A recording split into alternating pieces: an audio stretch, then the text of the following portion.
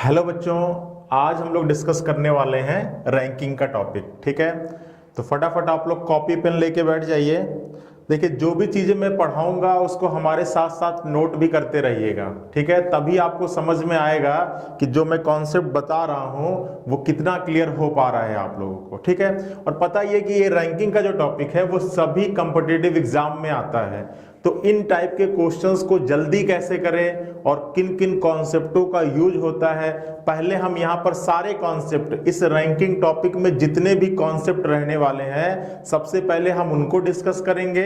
Then after उन पर आधारित हम ढेर सारे प्रश्नों को सॉल्व करेंगे। ठीक है, तो चलिए पहले कॉन्सेप्ट को डिस्कस कर लेते हैं। देखिए, अब अगर रैंकिंग की बात आती है तो आप लोगों को पता होगा कि रैंकिंग पे जो भी प्रश्न आते हैं वो आपके पंक्तियों पर आधारित आते हैं। किस पर आते हैं?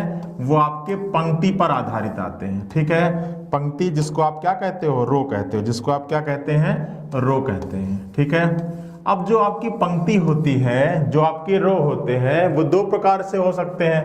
ठीक है, वो कितने प्रकार के हो सकते हैं? दो प्रकार के हो सकते हैं। या तो पंक्ति आपकी क्या होगी? क्षैतिज होगी, जिसको आप कहते हो हॉरिजेंटल, और या तो आपकी पंक्ति क्या होगी? लंबवत होगी, जिसको आप कहते हो वर्टिकल। ठीक है, तो पंक्ति दो प्रकार के हो सकती है जिससे आप एग्जामिनर आपसे प्रश्न पूछ सकता है। पहला तो आपकी क्षैतिज पंक्ति जिसको कहते हैं हॉरिजेंटल रेखा, और दूसरी आपकी वर्टिकल पंक्ति जिसको कहते हैं लंबवत रेखा। ठीक है, अब अगर पंक्ति क्षैतिज हुई तो जो एग्जामिनर होगा वो रैंक को डिनोट करने के लिए दाएं और बाएं का यूज करेगा। ठीक है, अगर पंक्ति क्षैतिज हुई तो जो एग्जामिनर होगा वो किसी व्यक्ति के रैंक को प्रदर्शित करने के लिए, किसी व्यक्ति के स्थिति को प्रदर्शित करने के लिए वो दाएं और बाएं साइड का यूज करेगा। दायां जिसका मतलब होता है राइट, ठीक है, और बायां जिसका मतलब होता है लेफ्ट। ठीक है, तो दायां और बायां तो सबका बिल्कुल ही क्लियर होना चाहिए, क्योंकि बहुत व्यक्तियों का दाएं और बाएं में ही कंफ्यूजन रहता है। ठीक है, तो देखिए, जो आपका दायां हाथ होगा वो पंक्ति का दायां छोर होगा, और जो आपका बायां हाथ होगा वो पंक्ति का बायां छोर होगा। ठीक है, तो ये चीजें बिल्कुल क्लियर होना चाहिए, दाएं और बाएं में कोई कंफ्यूजन नहीं होना चाहिए। ठीक है, चलिए, अब अगर पंक्ति लंबवत हुई, अगर पंक्ति वर्टिकल हुई, तो जहां पर दाएं और बाएं एग्जामिनर यूज करता था, अब वो यूज करेगा आगे से या ऊपर से, ठीक है, और नीचे से या पीछे से या अंत से।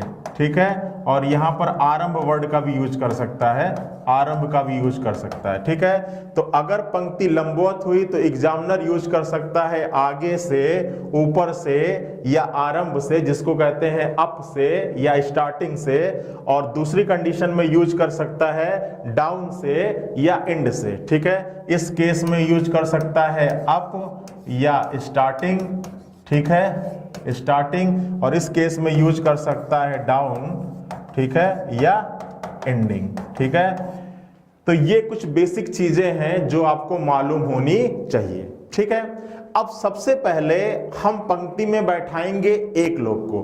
देखिए, अभी हम सारा कॉन्सेप्ट एक साथ डिस्कस कर रहे हैं, आराम से आप सारे कॉन्सेप्ट को नोट डाउन करते रहिएगा।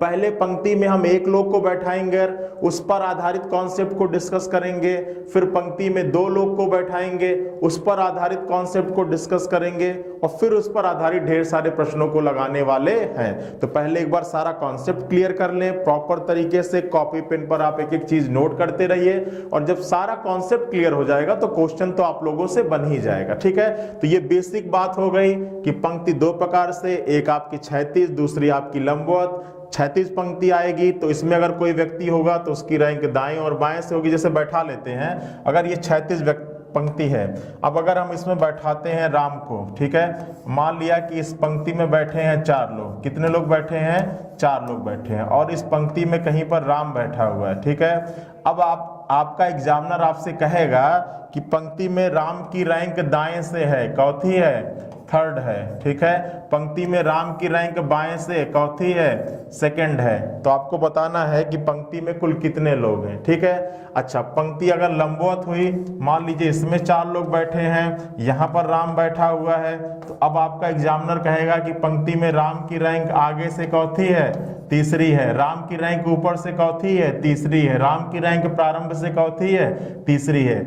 और राम की रैंक अंत से चौथी है, दूसरी है। राम की रैंक पीछे से चौथी है, दूसरी है। राम की रैंक अंत से चौथी है, दूसरी है, ठीक है। तो इस प्रकार से एग्जामिनर प्रश्न बनाते हैं, ठीक है। अब चलिए इसके फॉर्मूले पर आते हैं कि फॉर्मूला कौन सा होता है और उसको कैसे सॉल्व करते हैं, ठीक है। तो चलिए, अब मान लिया कि आपकी एक पंक्ति थी, ठीक है। पंक्ति का ये आपका दायां सिरा होगा जिसको आप कहते हैं राइट एंड, और ये पंक्ति का बायां सिरा होगा जिसको आप कहते हैं लेफ्ट एंड, ठीक है। मान लिया कि ये पंक्ति है, ठीक है, और इस पंक्ति में कुछ व्यक्ति बैठे हैं। मान लिया कि व्यक्तियों की संख्या कितनी है, चलिए अब साफ साफ दिख रहा है ना कि व्यक्तियों की संख्या कितनी है, 6 है, ठीक है।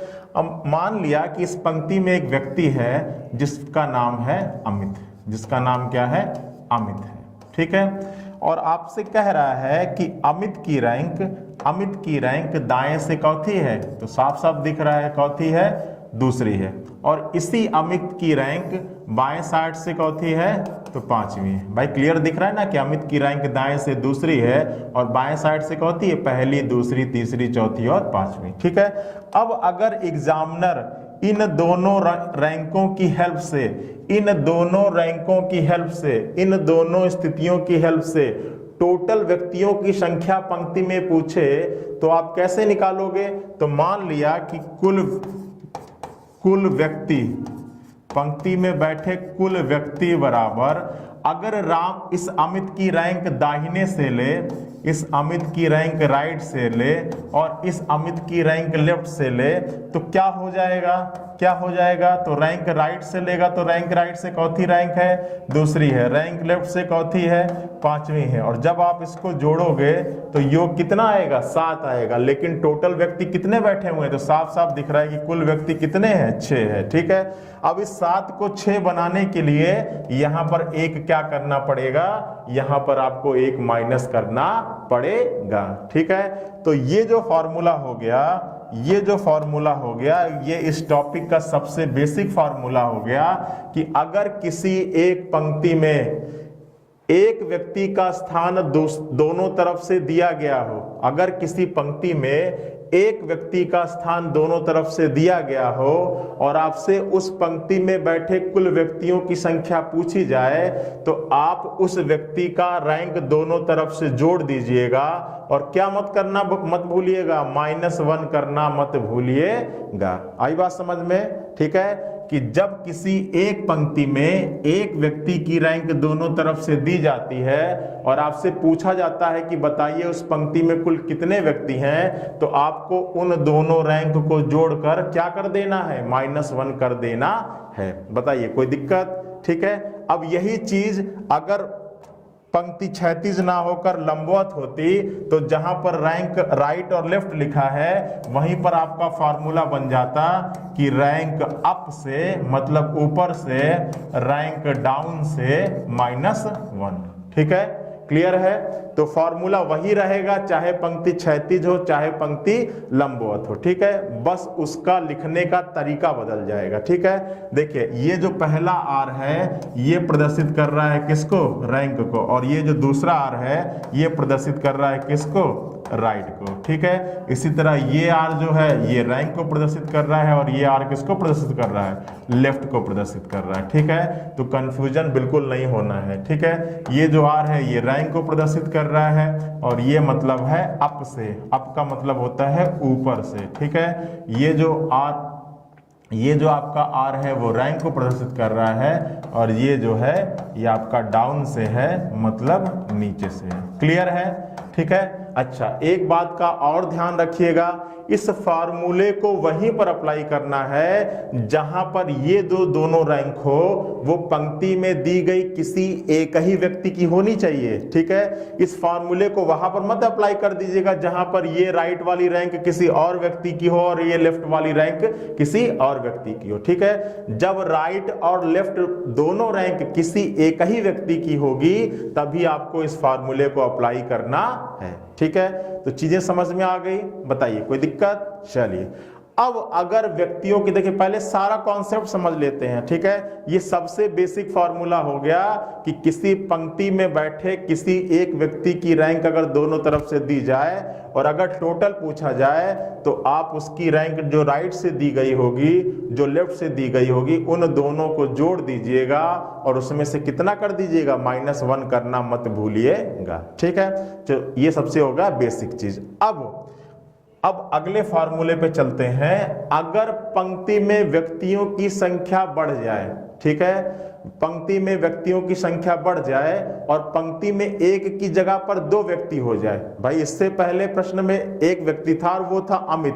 अब मान लीजिए अमित के साथ साथ सुरेश भी आ जाए। ठीक है, तब उसके प्रश्न को कैसे सॉल्व करेंगे? ठीक है, तो एक छोटा सा प्रश्न नोट करते हैं। एक छोटा सा प्रश्न हम ले लेते हैं। मान लिया कि आपको एक प्रश्न दिया गया है कि एक पंक्ति में आपको एक प्रश्न दिया गया है कि एक पंक्ति में, ठीक है, एक पंक्ति में अमित की रैंक दाएं से 5वीं तथा उसी पंक्ति में अजय की रैंक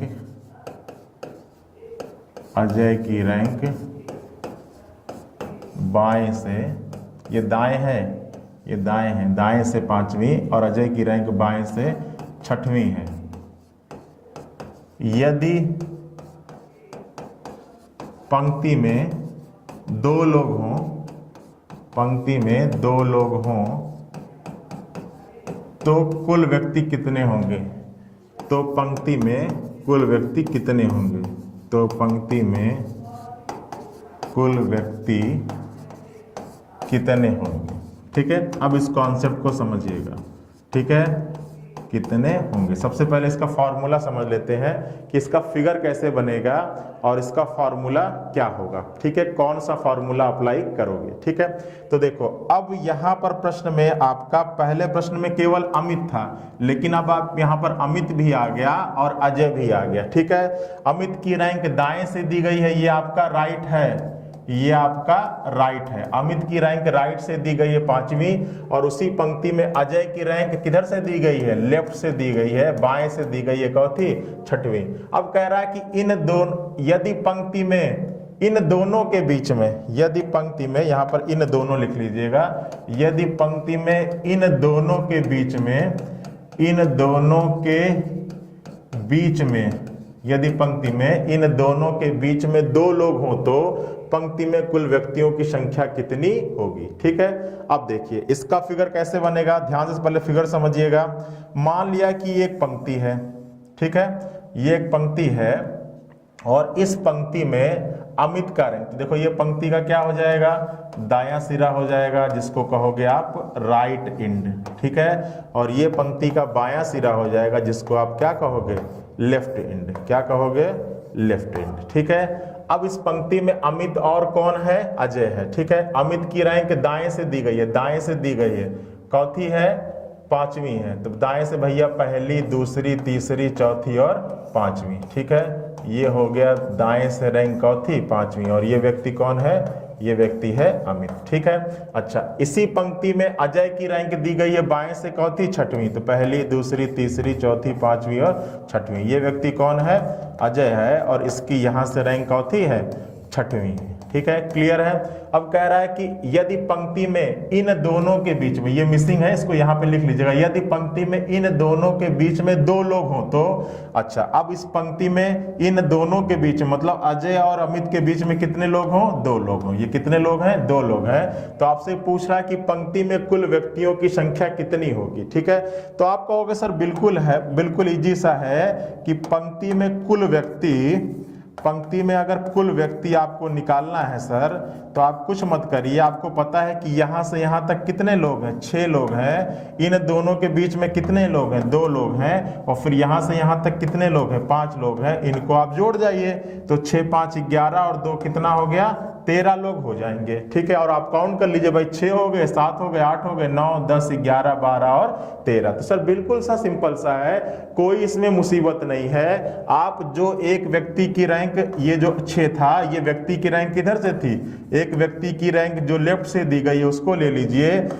उनके बीच में जो बैठे हुए हैं उनको ले लीजिए, और दूसरे व्यक्ति की रैंक जो राइट से दी गई है उनको ले लीजिए, और तीनों का आपस में क्या कर जाइए, जोड़ जाइए, ठीक है सर। बिल्कुल कोई दिक्कत नहीं है, बहुत ही आसान सा दिया है, कुछ नहीं करना है, ठीक है, कुछ नहीं करना है। एक व्यक्ति की रैंक जो लेफ्ट से दी गई है उसको ले लीजिएगा, उनके बीच में जो बैठे हैं उनको ले लीजिएगा, और जो एक व्यक्ति की रैंक राइट से दी गई है उनको लेके तीनों को जोड़ दीजिएगा, तो आपका टोटल निकल कर आ जाएगा, ठीक है। चलिए, अब एक लड़का कहता है कि सर हम कुछ इस प्रकार से फिगर ना बनकर, हम इसी फिगर को ये सारी शर्तें पूरी हुई होते करते हुए कुछ इस प्रकार से भी बना सकते हैं। तो हम कहें अच्छा ठीक है बच्चा, चलो बनाओ, आप अपना शर्त रखो। तो चलो, ये एक पंक्ति हो गई, वो कह रहा है, दूसरा जो बच्चा है वो कह रहा है कि एक पंक्ति हो गई, ये पंक्ति का दायां सिरा हो गया और ये पंक्ति का क्या हो गया, बायां सिरा हो गया। चलो ठीक है बच्चा।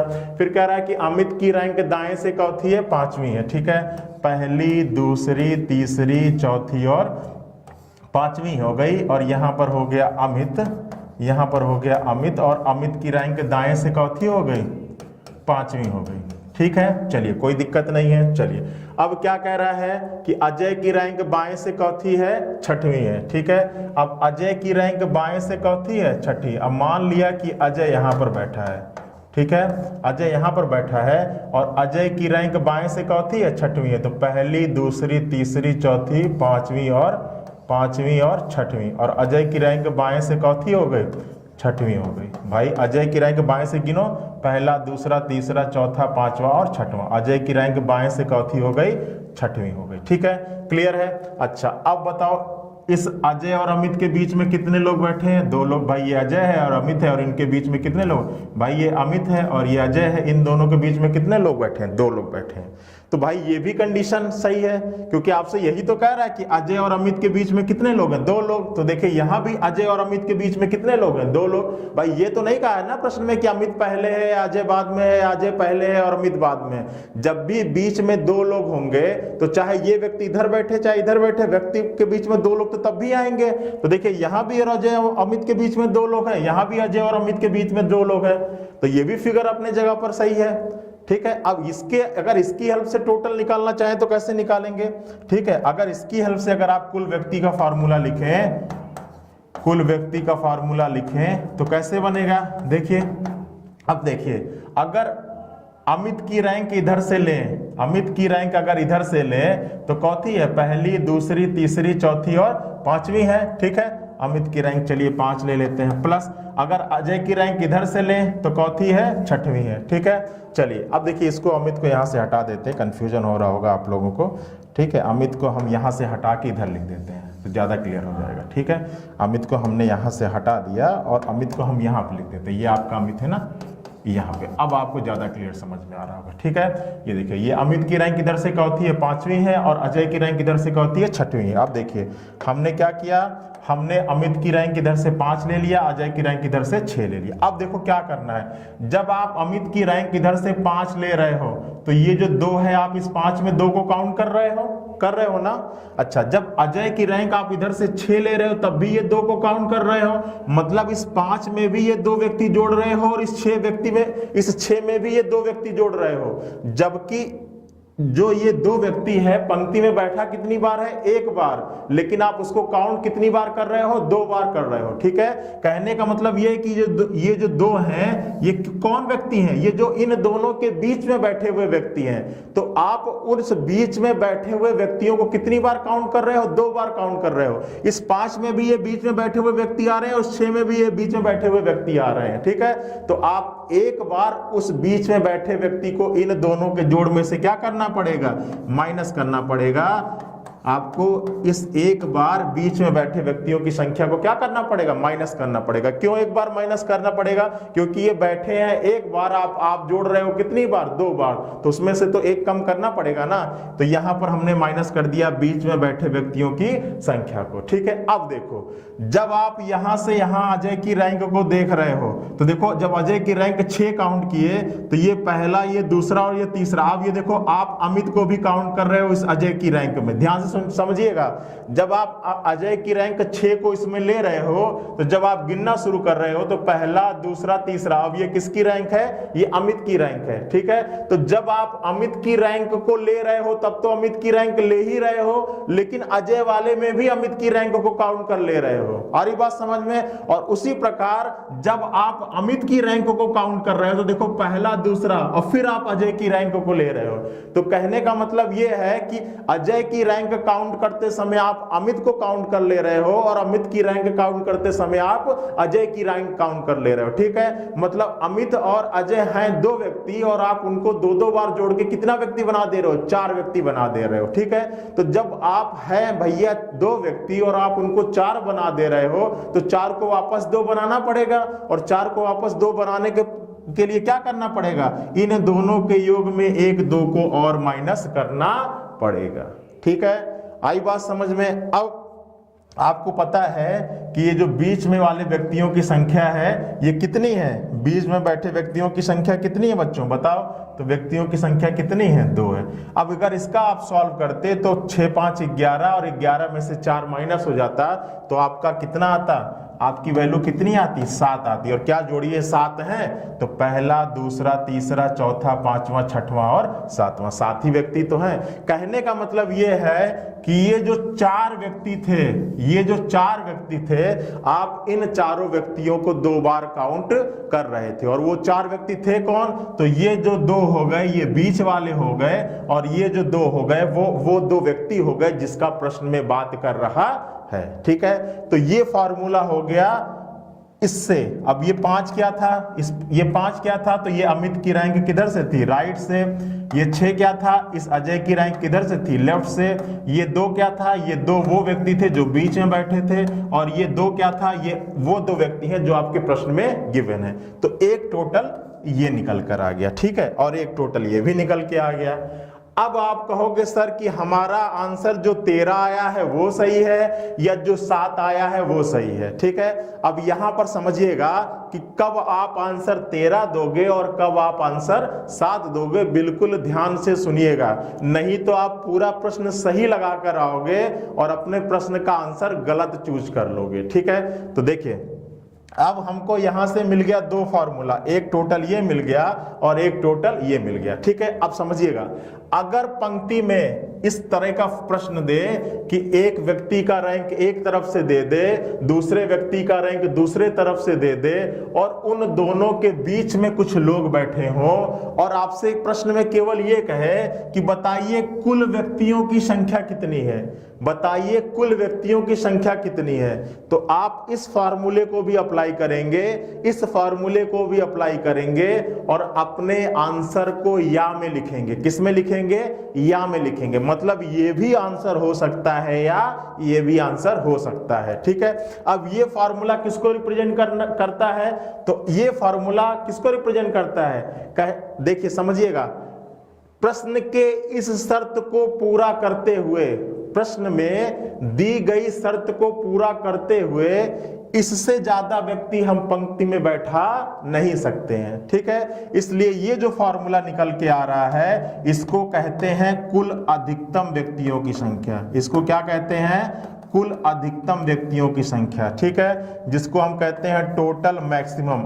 अभी हम फार्मूला अगले पेज पे साफ साफ लिख देंगे, बस समझिएगा। ये जो फार्मूला है ये टोटल अधिकतम है। क्यों टोटल अधिकतम कह रहे हैं? कहने का मतलब यह है कि इस शर्त को पूरा करते हुए हम पंक्ति में इससे ज्यादा व्यक्ति बैठा नहीं सकते हैं, इसीलिए इसको फार्मूले का नाम दिया टोटल अधिकतम। और ये जो फार्मूला है ये है कुल न्यूनतम व्यक्तियों की संख्या। ये क्या फार्मूला है?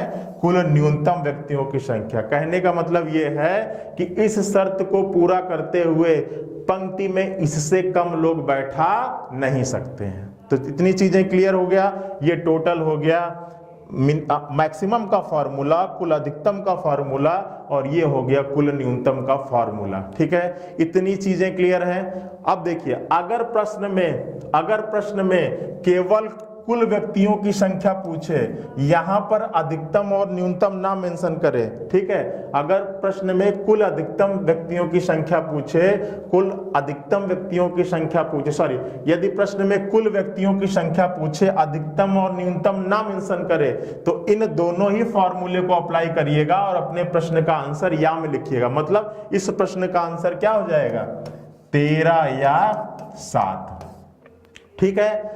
अब अगर प्रश्न में यहां पर मेंशन कर देता कि बताइए कुल अधिकतम व्यक्तियों की संख्या कितनी होती, तब इस प्रश्न का आंसर होता केवल 13। और अगर प्रश्न में मेंशन कर देता कि बताइए कुल न्यूनतम व्यक्तियों की संख्या कितनी होती, तो आपका प्रश्न होता केवल 7। और अगर प्रश्न में ना मेंशन करे कि बताइए अधिकतम क्या है, न्यूनतम क्या है, केवल कुल व्यक्तियों की संख्या पूछे, तो आपका प्रश्न होगा 13 या 7। इतनी चीजें क्लियर है?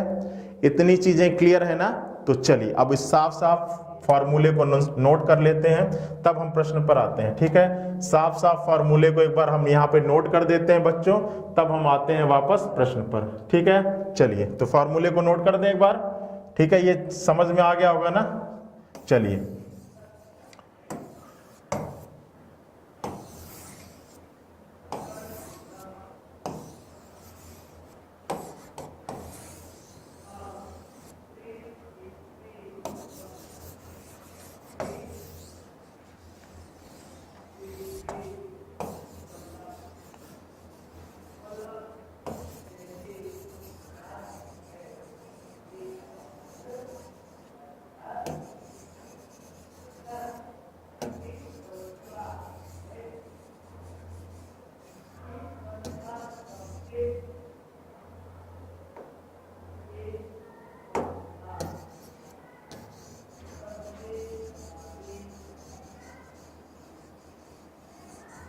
चलिए ठीक है। अब आते हैं यहाँ पर और पहले इस फार्मूले को एक बार साफ साफ नोट कर लेते हैं और एक चीज़ और समझ लेते हैं, फिर आएंगे इस पर ढेर सारे क्वेश्चन को हम लोग डिस्कस करेंगे, ठीक है। चलिए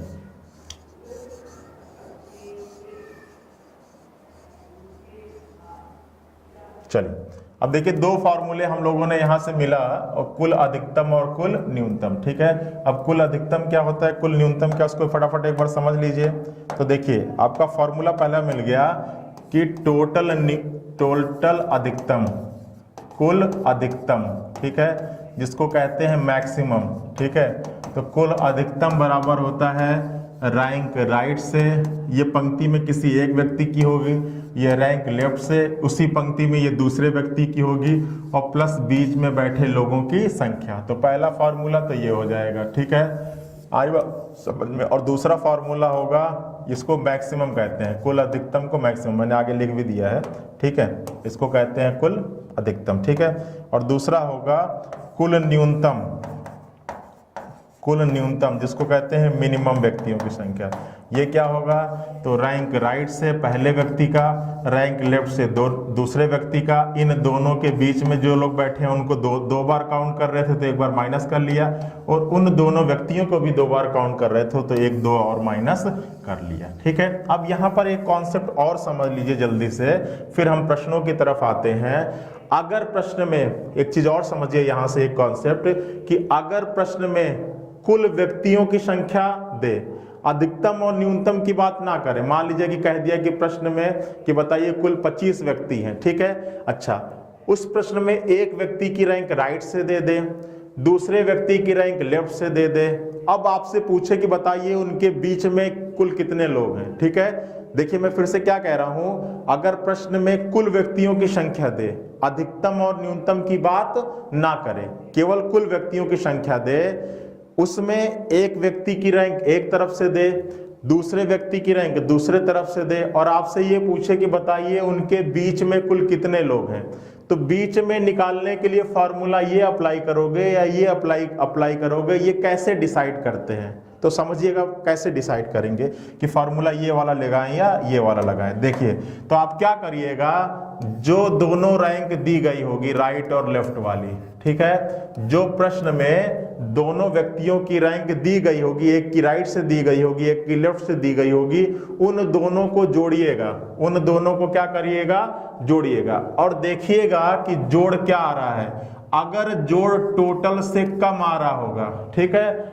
अगर जोड़ आपके प्रश्न में दिए गए कुल व्यक्तियों की संख्या से कम आ रहा होगा, तो फॉर्मूला अप्लाई करना है किसका, अधिकतम का। ठीक है, आ रही बात समझ में? प्रश्न में दी गई दोनों व्यक्तियों की जो रैंक है दोनों तरफ से, उसको जोड़िएगा और देखिएगा योग कितना आ रहा है। अगर इन दोनों का योग टोटल से कम आ रहा होगा, इन दोनों का एडिशन लेस देन टोटल आ रहा होगा, तो फॉर्मूला अप्लाई करना है अधिकतम का। ठीक है, इन दोनों का जोड़ टोटल से कम, फॉर्मूला अधिकतम। ठीक है, और अगर इन दोनों का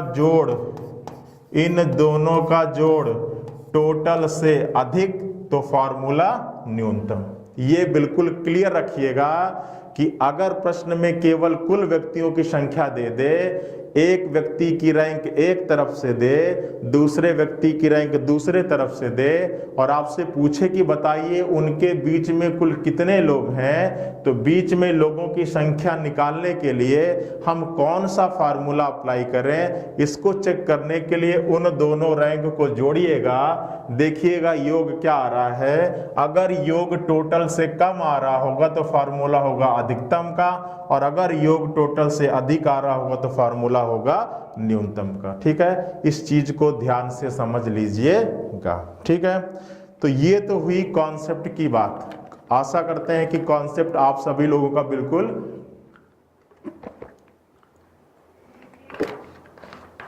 क्लियर होगा। ठीक है, चलिए अब आते हैं हम लोग ढेर सारे क्वेश्चंस को डिस्कस करते हैं। ठीक है, कॉन्सेप्ट हम लोगों ने डिस्कस कर लिया। रैंकिंग के टॉपिक में जितने भी कॉन्सेप्ट थे लगभग वो सभी हम लोगों ने डिस्कस कर लिया है। अब आते हैं ढेर सारे क्वेश्चंस की श्रृंखला के ऊपर। ठीक है, चलिए पहला प्रश्न क्या कह रहा है कि 55 विद्यार्थियों की एक पंक्ति में टोटल नंबर ऑफ स्टूडेंट कितने हैं, 55 हैं। ठीक है, श्याम का रैंक ऊपर से दिया गया है, तो रैंक दिया गया है अप से, कितना है, 25 है। ठीक है, तो बताइए कि सिरे से उसका स्थान क्या होगा, बताइए कि निचले सिरे से उसका स्थान क्या हो गया। ठीक है, तो रैंक मालूम करना है डाउन से। ठीक है, आपको फॉर्मूला पता है कि टोटल बराबर रैंक अप से रैंक डाउन से -1। ठीक है, इस फार्मूले को कहाँ अप्लाई करते हैं, जहां पर ये दोनों रैंक पंक्ति में किसी एक व्यक्ति का दिया गया हो। ठीक है, तो टोटल की वैल्यू है 55। ठीक है, रैंक अप से दिया गया है 25, रैंक डाउन से मालूम करना है -1। इसको सॉल्व कर लीजिए, रैंक डाउन से हो जाएगा 55 माइनस कितना हो जाएगा 24, और इसको जब सॉल्व करेंगे तो 5 में से 4 माइनस करेंगे तो 1 हो जाएगा, और 5 में से 2 माइनस करेंगे तो क्या हो जाएगा, 3 हो जाएगा। आपका प्रश्न का आंसर हो जाएगा 31। क्लियर है? बताइए कोई दिक्कत इसमें? बिल्कुल क्लियर है ना? अब अगर इस प्रश्न को डायरेक्टली करना हो, ठीक है, इतनी कहानी तो मैंने आपको समझाने के लिए बताया।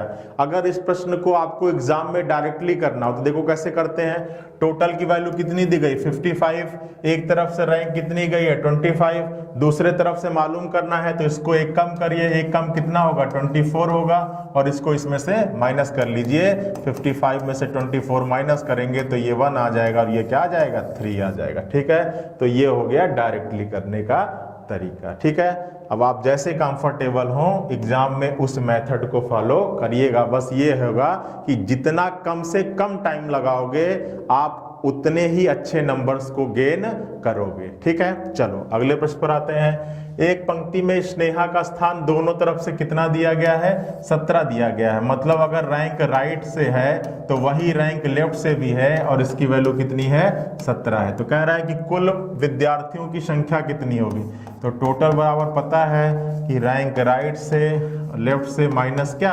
1। -1 करना बिल्कुल मत भूलना। तो ये भी वैल्यू 17 है, ये भी वैल्यू 17 है, -1। तो 17 दूना के 34 -1 कितना हो जाएगा? 33 इज द राइट आंसर। आई बात समझ में? ठीक है। अब अगर इस प्रश्न को डायरेक्टली करना हो तो जब भी पंक्ति में किसी एक व्यक्ति की रैंक दोनों तरफ से समान हो और आपसे टोटल पूछा जाए तो आप तुरंत इसका दुगना करके -1 कर दीजिएगा, आपको आपका आंसर मिल जाएगा। 17 का दुगना होता है 34 और -1 33। ठीक है, आई बात समझ में? और ये फॉर्मूला कहां पर अप्लाई करना है? जहां पर ये दोनों रैंक पंक्ति में दी गई किसी एक व्यक्ति की हो। ठीक है, चलिए अगले प्रश्न पर आते हैं। 29 विद्यार्थियों की एक पंक्ति में आशीष दाएं से है, तो बताइए कि बाएं से कौन सा रैंक होगा। ठीक है, कौन सा रैंक होगा? ठीक है, बताइए कि बाएं से कौन सा रैंक होगा। तो ठीक वही प्रश्न है, ये 39 हो गया। एक तरफ से रैंक 13 दिया गया है, दूसरे तरफ से मालूम करना है और माइनस क्या करना होता है? -1 करना नहीं भूलना है। तो ये हो जाएगा -1। ठीक है, सॉल्व कर लीजिए। रैंक लेफ्ट से क्या हो जाएगा? 29 -12 हो जाएगा। ठीक है, 9 में से 2 जाएगा तो 7 आएगा, 2 में से 1 जाएगा तो 1 आएगा। इस प्रश्न का आंसर हो जाएगा 17। और डायरेक्टली करने का तरीका क्या बताया कि जो एक तरफ से रैंक दी गई उसको 1 कम करिए और उसको टोटल में से क्या कर लीजिए? माइनस कर लीजिए। तो यहाँ पर भी आपका आंसर मिल जाएगा 17। ठीक है, चलिए अगले प्रश्न पर आइए। कह रहा है कि एक पंक्ति में नरेंद्र का, ठीक है, एक पंक्ति में नरेंद्र का स्थान दाएं से 7वां है और उसी पंक्ति में नागेंद्र का स्थान बाएं से 6वां है। तो बताइए कि पंक्ति में कुल व्यक्तियों की संख्या कितनी होगी। ठीक है, अब देखिए यहां पर व्यक्तियों की संख्या कितनी आ गई? 2 हो गई। एक आ गया नरेंद्र और दूसरा आ गया नागेंद्र। ठीक है, ध्यान से प्रश्न को ध्यान से पढ़कर तभी फॉर्मूले को अप्लाई करना है बच्चों। ठीक है, अगर यहां पर आप इस फॉर्मूले को अप्लाई कर दिए कि टोटल बराबर रैंक राइट से रैंक लेफ्ट से -1, तो आपका प्रश्न 100% क्या हो जाएगा? गलत हो जाएगा। क्योंकि ये फॉर्मूला वहीं पर अप्लाई करते हैं जहां पर ये दोनों रैंक पंक्ति में दी गई किसी एक व्यक्ति की होनी चाहिए। लेकिन यहां पर व्यक्ति कितने हैं? 2 हैं, एक नरेंद्र है और दूसरा नागेंद्र है। ठीक है, अब आप तब तक टोटल नहीं निकाल सकते हो जब तक आपको मैं ये ना बता दूं या जब तक एग्जामिनर आपको ये ना बता दे कि इन दोनों के बीच में कुल कितने लोग बैठे हैं। और बीच में लोगों की संख्या इस प्रश्न में आपको बताया ही नहीं है। तो आपके प्रश्न का आंसर होगा जानकारी अधूरी है, जानकारी अधूरी है या ज्ञात नहीं कर सकते। ज्ञात नहीं कर सकते। क्यों नहीं ज्ञात कर सकते? क्योंकि आप कहोगे सर पहले ये तो बता दो कि दोनों के बीच में कुल कितने व्यक्ति हैं। ठीक है, अब अगर आपने जल्दीबाजी में दोनों को नरेंद्र ही समझ लिया या जल्दीबाजी में दोनों नागेंद्र ही समझ लिया तो पहला ही आंसर आपका होगा कि 7 और 6 13 -1 12। पहला ही ऑप्शन आपके एग्जाम में 12 दिया होगा और आप लगा के चले आओगे और फिर जब आंसर की चेक करोगे तो आपको समझ में आएगा कि आपने बहुत बड़ी गलती कर दी है। ठीक है, तो बच्चों इस चीज को एग्जाम में बहुत ही ध्यान से करना है। ठीक है, चलिए अब अगले टाइप का प्रश्न आ गया कि किसी कक्षा में पास विद्यार्थियों में आशीष की रैंक ऊपर से दूसरी है और तथा नीचे से 13वीं है। ठीक है, तो आपसे क्या कह रहा है कि पास विद्यार्थियों में किसी कक्षा में पास विद्यार्थियों में आशीष की रैंक ऊपर से दूसरी है, नीचे से 13वीं है। यदि 7 विद्यार्थी फेल हो जाए और 3 विद्यार्थी अनुपस्थित हो तो कक्षा में कुल विद्यार्थियों की संख्या कितनी होगी। ठीक है, अब देखिए यहाँ पर एग्जाम की बात कर रहा है भाई, एग्जाम की बात कर रहा है तभी तो पास फेल की बात उठी प्रश्न में। ठीक है, तो देखो अगर कोई क्लासरूम होता है, कोई क्लासरूम होता है और उस क्लासरूम में एग्ज़ाम कंडक्ट कराया जाता है, ठीक है। अगर कोई कक्षा होती है और उसमें कभी एग्ज़ाम होता है, ठीक है, परीक्षा ली जाती है, तो पहली चीज़ होती है कि कुछ लोग परीक्षा देने जाते हैं, कुछ लोग उपस्थित होते हैं परीक्षा में, ठीक है, कुछ लोग परीक्षा में उपस्थित होते हैं, प्रेजेंट होते हैं, और कुछ लोग परीक्षा में क्या होते हैं, अनुपस्थित होते हैं, एब्सेंट होते हैं, ठीक है। कुछ लोग परीक्षा में प्रेजेंट होते हैं और कुछ लोग परीक्षा में एब्सेंट होते हैं, ठीक है। अब जितने लोग परीक्षा देते हैं, मतलब जितने लोग परीक्षा में प्रेजेंट होते हैं, उसमें से कुछ लोग तेज होंगे, वो पास हो जाएंगे, और कुछ लोग क्या हो जाएंगे, फेल हो जाएंगे, कुछ लोग क्या हो जाएंगे, फेल हो जाएंगे, ठीक है। अब अगर परीक्षा के केस में आपको कुल टोटल की बात करें तो आपको ये तीनों वैल्यू क्या करनी पड़ेगी, जोड़नी पड़ेगी, तभी क्लास में दिए गए कुल व्यक्तियों की संख्या आपको मालूम चल पाएगी, ठीक है। अब इस केस में टोटल वैल्यू आपको निकालने के लिए, ग्रांड टोटल निकालने के लिए क्या करना पड़ेगा, टोटल पास निकालना पड़ेगा, टोटल फेल निकालना पड़ेगा, और टोटल अनुपस्थित भी निकालना पड़ेगा, या टोटल एब्सेंट भी निकालना पड़ेगा, ठीक है। टोटल पास, टोटल फेल और टोटल एब्सेंट, ठीक है। अब देखो टोटल पास की वैल्यू निकालने के लिए किसी एक पास व्यक्ति की रैंक दोनों तरफ से मालूम होनी चाहिए, तभी तो कुल पास निकाल पाओगे। तो क्या किसी एक बात पास व्यक्ति की रैंक दोनों तरफ से दी गई है, तो आप कहोगे सर बिल्कुल दी गई है। आशीष की रैंक ऊपर से क्या है, दूसरी है, मतलब आप आशीष एक टॉपर लड़का नजर आ रहा है, ठीक है भाई। अगर आशीष की रैंक दोनों तरफ से दूसरी है तो आशीष एक टॉपर व्यक्ति होगा ना, तभी तो दूसरा रैंक लेके आएगा, ठीक है। तो आशीष की रैंक ऊपर से चौथी है, दूसरी है, और नीचे से चौथी है, 13वीं है। दोनों रैंक को जोड़ दो, -1 कर दो, तो 13 2 15 -1 कितना हो जाएगा, 14 हो जाएगा, ठीक है। तो टोटल पास की वैल्यू कितनी निकल गई, 14 निकल गई, ठीक है। चलिए 7 विद्यार्थी क्या है, फेल है, और कितने अनुपस्थित हैं, 3 हैं। तो कुल जोड़ लीजिए, तो 7 4 11, 11 और 3 14 हो जाएगा, और 1 1 2 हो जाएगा। कुल व्यक्तियों की संख्या कितनी हो जाएगी, 24 इज द राइट आंसर। तो अब आप इस फॉर्मूले को याद रखिएगा, किस केस में, जब प्रश्न में एग्जाम की बात आ जाए, ठीक है। तो किसी प्रश्न में अगर एग्जाम की बात हो रही हो तो उस केस में क्लास का जो कुल टोटल होगा, जो ग्रांट टोटल होगा, वो टोटल पास के प्लस टोटल फेल के और प्लस टोटल एब्सेंट के बराबर होगा, ठीक है। आई बात समझ में। चलिए अगले प्रश्न पे चलते हैं। देखिए यहाँ भी एक प्रश्न उसी टाइप का है, थोड़ा सा रिवीजन करने के लिए। तो देखिए अभी मैंने बताया कि क्लास का जो ग्रांड टोटल होता है वो टोटल पास, टोटल फेल और टोटल एब्सेंट, ठीक है। टोटल पास की वैल्यू निकालनी पड़ेगी। टोटल पास निकालने के लिए किसी एक पास व्यक्ति की रैंक ऊपर और नीचे से दी जानी चाहिए। तो देखिए पास विद्यार्थियों में दी गई है, रीता की रैंक नीचे से 7वीं है और ऊपर से कहती है 12वीं, ठीक है। 12 और 7 19 -1 कितना, 18 आ जाएगा, ठीक है। तो यहाँ पर टोटल पास की वैल्यू आ गई 18। टोटल फेल कितने लोग हैं, 2 लोग हैं, ठीक है। और टोटल एब्सेंट कितने लोग हैं, 1 लोग हैं। जोड़ जाइए, 18 2 20 और 21। क्लास का ग्रांट टोटल हो जाएगा 21, ठीक है। समझ में आया। चलिए बहुत बढ़िया, समझ में आ रहा होगा सभी लोग का। ये भी उसी तरह का प्रश्न है, इसको भी सॉल्व कर लेते हैं। चलिए ये क्या कह रहा है, टोटल पास विद्यार्थियों में ग्रांट टोटल निकालना है।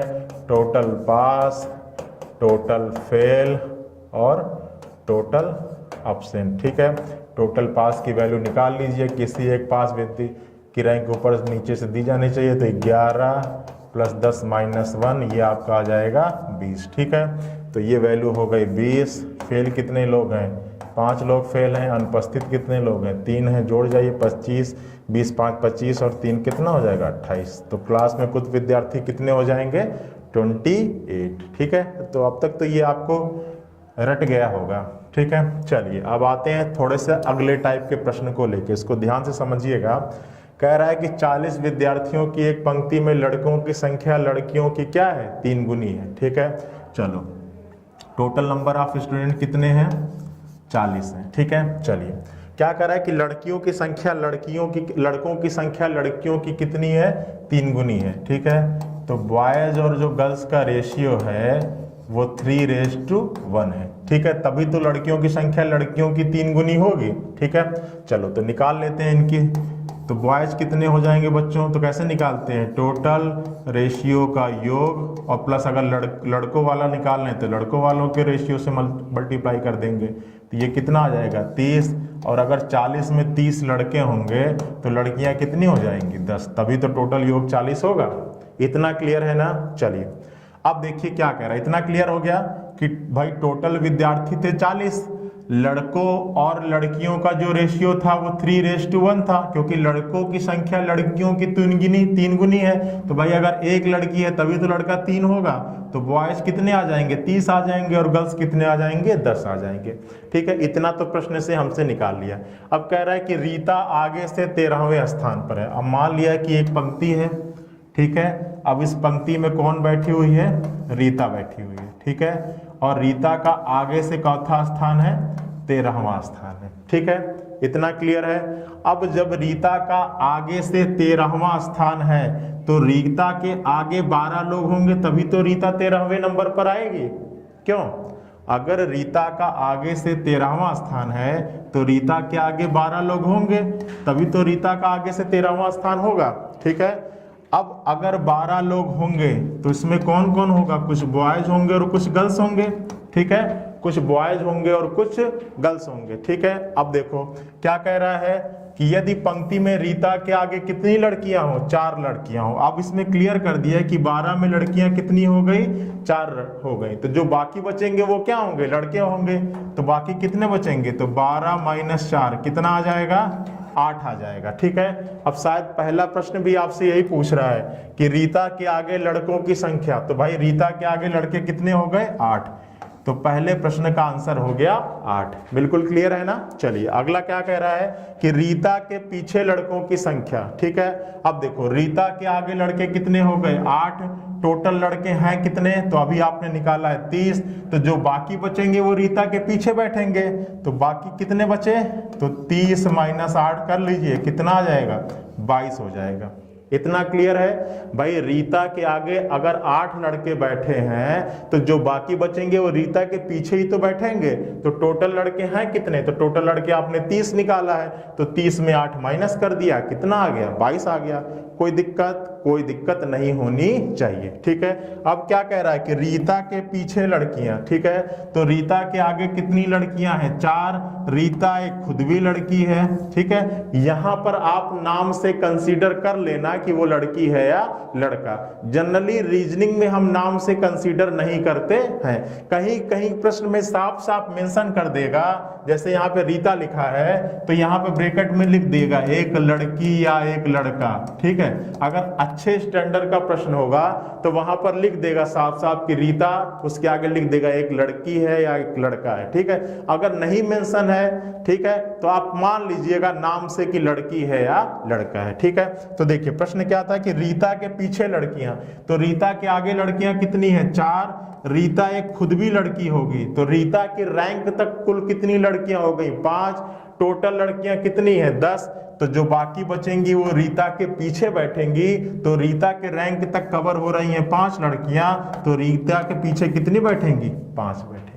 क्लियर है भाई, रीता के पीछे 4, रीता के आगे 4, रीता खुद भी एक, तो कितनी हो गई, 5, तो जो बाकी बचेंगी उसके पीछे बैठेंगी। टोटल है कितनी, 10, तो 10 - 5 कितना हो जाएगा, 5 हो जाएगा। ठीक है, तो आपके प्रश्न का आंसर क्या क्या आ गया, पहले प्रश्न का आंसर आ गया 8, दूसरे का आ गया 22 और तीसरे का आ गया 5। बताइए कोई दिक्कत, क्लियर है ना।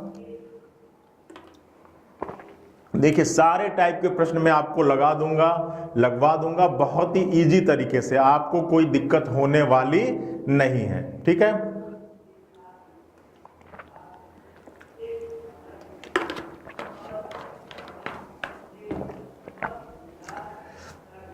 चलो बच्चों अगले प्रश्न पे चलते हैं।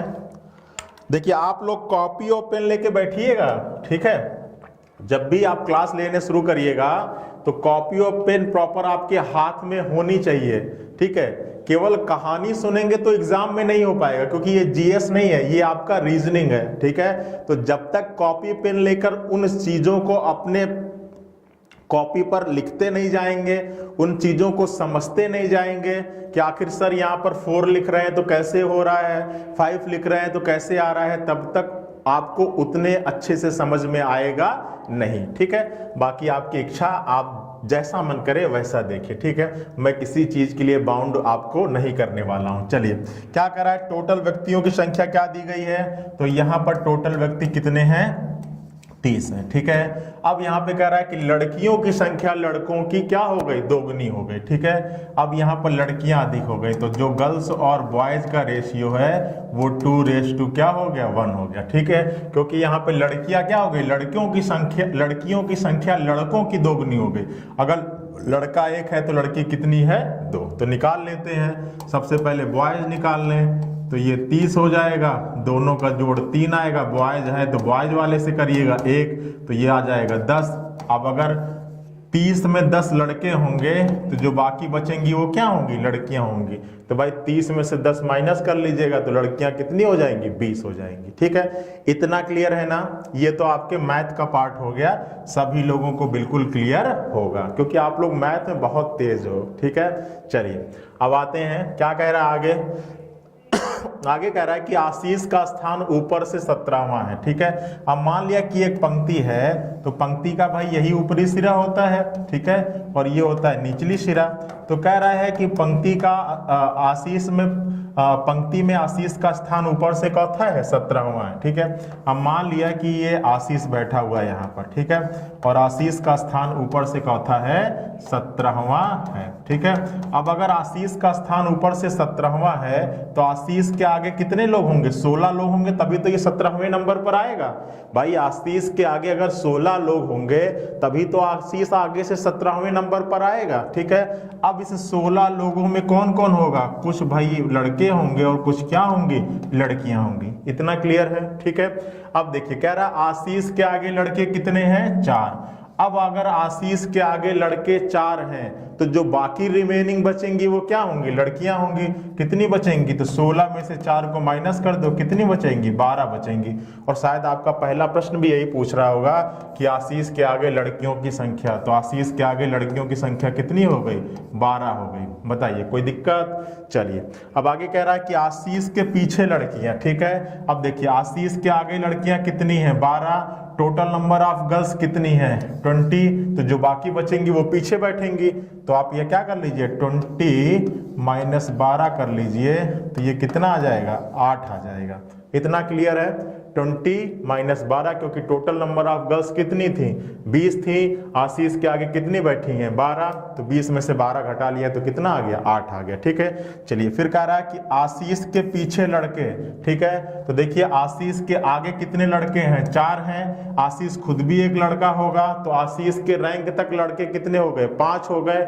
टोटल लड़के हैं कितने, 10। तो 10 में से 5 आप माइनस कर लीजिए, कितना आ जाएगा, 5। ठीक है, तो आशीष के पीछे लड़के, तो टोटल नंबर ऑफ बॉयज कितने थे, 10। आशीष के ऊपर कितने थे, 4। आशीष खुद भी एक लड़का, हो गए 5। और 10 माइनस 5 कर लिया तो आपका आंसर कितना आ गया, 5 आ गया। ठीक है, तो पहले प्रश्न का आंसर आएगा 12, दूसरे प्रश्न का आंसर आएगा 8 और तीसरे प्रश्न का आंसर आएगा 5। आई बात समझ में, चीजें क्लियर हैं। चलिए अगला प्रश्न कुछ इसी टाइप का है। देखिए अगला प्रश्न क्या कह रहा है, कह रहा है कि 45 विद्यार्थियों की एक पंक्ति में टोटल नंबर ऑफ स्टूडेंट कितने हो गए, 45 हो गए। 45 विद्यार्थियों की एक पंक्ति में लड़कों की संख्या लड़कियों की दोगुनी है। ठीक है, बॉयज और गर्ल्स का रेशियो, तो लड़कों की संख्या लड़कियों की दोगुनी है। ठीक है, तो 2:1 है। ठीक है, अब कह रहा है तो निकाल लो, बॉयज कितने हो जाएंगे, 45 जोड़ आएगा 3 × 2, तो ये 15, 15 दूना के कितना हो जाएगा, 30। और गर्ल्स कितने हो जाएंगे, 15। ठीक है, इतना क्लियर है। ठीक है भाई, बॉयज की संख्या कितनी आ गई, 30। कैसे किया, टोटल रेशियो का योग बॉयज का निकालना है तो बॉयज वाले से 3 से कटेगा 15 बार, 15 दूना के 30।